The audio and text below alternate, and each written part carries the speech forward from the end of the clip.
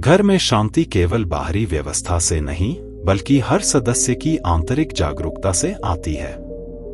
महात्मा बुद्ध के अनुसार क्रोध, अहंकार, कटु वाणी और संवादहीनता ही घर के क्लेश के मूल कारण है। समाधानों में ध्यान, करुणा, क्षमा, सेवा, संतुलन और प्रेम की साधना प्रमुख है।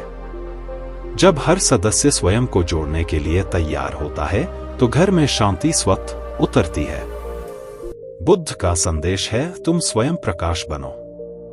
यही शांति का मार्ग है, यही समाधान है और यही बुद्धत्व की वास्तविक शुरुआत भी है। घर में शांति क्यों नहीं मिलती? महात्मा बुद्ध के विचारों से समाधान। हर इंसान के जीवन में सबसे पहला अनुभव उसका घर ही होता है। वह जिस स्थान पर जन्म लेता है, पलता बढ़ता है, रिश्ते से जुड़ता है और जीवन की शुरुआत करता है। लेकिन यही घर जब क्लेश, तनाव, झगड़ों, चिंताओं और मनमुटाव का केंद्र बन जाता है, तो मनुष्य की आत्मा थक जाती है। मन पीड़ित हो जाता है और जीवन का रस खुल जाता है।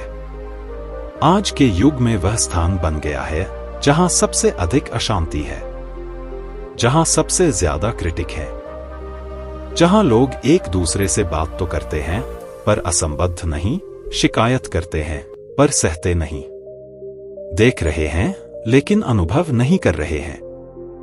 और इसी अनुभव की कमी ने हमें रिश्ते की गहराई से दूर कर दिया है।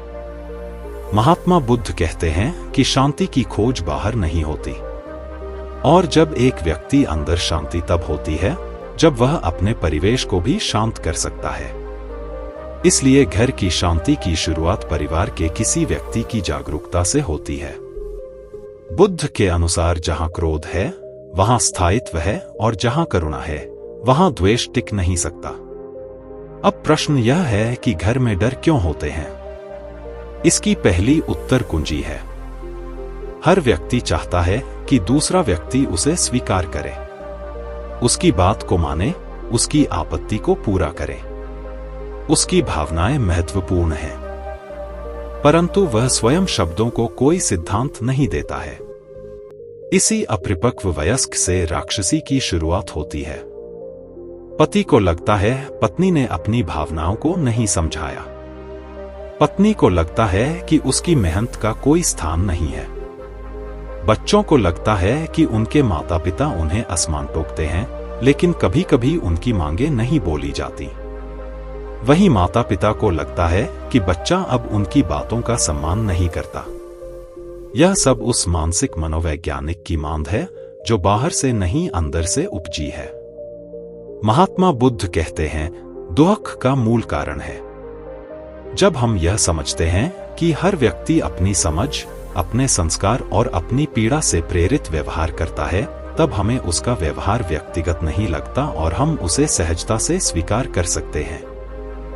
घर में डंके की चोट का दूसरा कारण है वाणी का अर्थ। अधिकांश विवाद वाणी से उपजते हैं। शब्द बन जाते हैं और भय हो जाते हैं। बुद्ध ने कहा, सम्यक वाक्य सी अर्थात सही शब्दों का चुनाव ही रिश्ते को मधुर बनाता है। जब हमने बातचीत से पहले बातचीत की तो सामने आया कि यह शब्द कैसा बेकार है, तो हम अपने घर में शब्दों से पुल तोड़ देते हैं, दीवार नहीं। बुद्ध का यही संदेश है कि वाणी को सत्य, प्रिय और छात्र बनाओ। केवल सच बोलना काफी ही नहीं, अगर वह सत्य भी है तो वह बिखरा हुआ है। इसलिए घर में वाणी से संयम ही शांति का बीज है। अब तीसरा बड़ा कारण है व्यवहार। रिश्ते में जब मैं और मेरा बहुत बड़ा हो जाता है, तब हम बहुत छोटे पड़ते हैं। पति ने सोचा कि मैं कमाता हूं इसलिए मेरा अधिकार बड़ा है।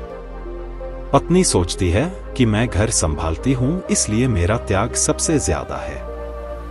बच्चे छुपे हुए हैं कि हमें समझा नहीं जाता। बड़ों को लगता है कि अब उनका प्यार नहीं रहा। यह सारे भाव आह से उत्पन्न होते हैं। और बुद्ध के अनुसार जहां है वहां अंधेरा है।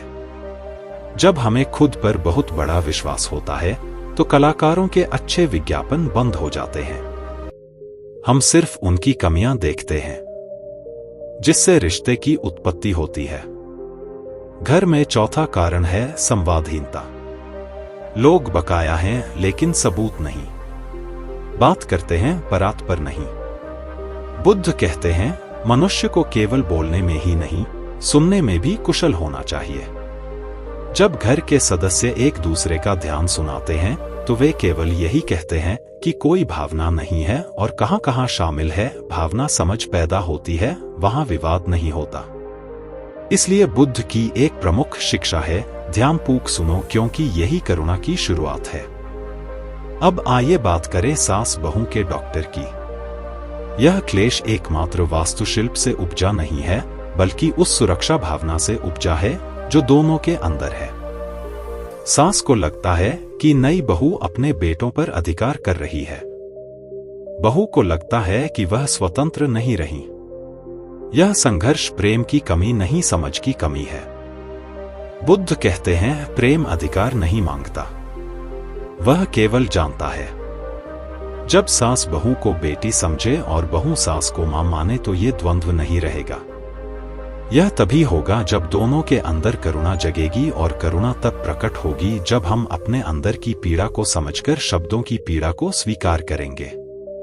घर में एक और कारण है आर्थिक तनाव।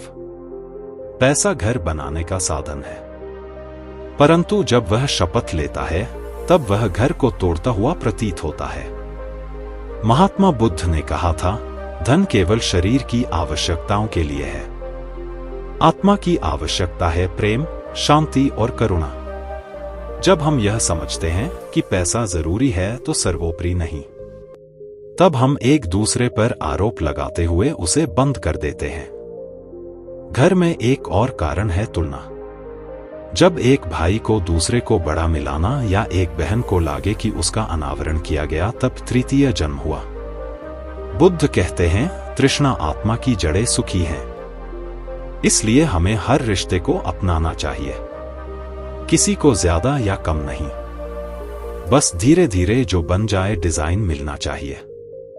शांति वहीं बसती है जहां तुलना नहीं, तृप्ति होती है। घर में माता पिता और बच्चों के बीच जो तनाव होता है, उसका कारण नींद का अंतर और सोच का संघर्ष है। बुद्ध कहते हैं हर जीव का स्वभाव अलग होता है, उसे जैसा वह है वैसा ही स्वीकारोक्ति करो। जब मां बाप को यह समझ आया कि उनका बच्चा जीवित नहीं है, तो वे उन्हें पकड़ने की कोशिश नहीं करते, बल्कि उन्हें भी समझाने की कोशिश करते हैं।